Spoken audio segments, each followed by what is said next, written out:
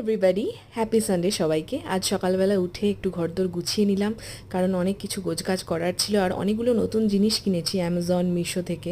এক এক করে সমস্ত ভিডিও তোমাদের সাথে শেয়ার করব।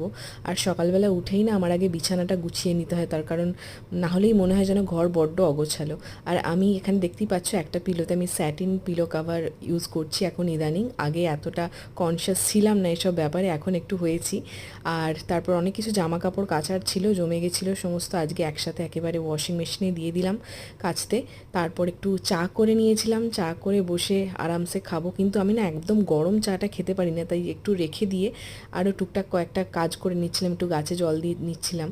আর সকালবেলা উঠে এখানে পর্দাটা সরিয়ে দিলে আমার এত ভালো লাগে, সামনের এখানের ভিউটা, সামনে একটা অনেক বড় পুকুর আছে, ওটা দেখতে বড্ড ভালো লাগে।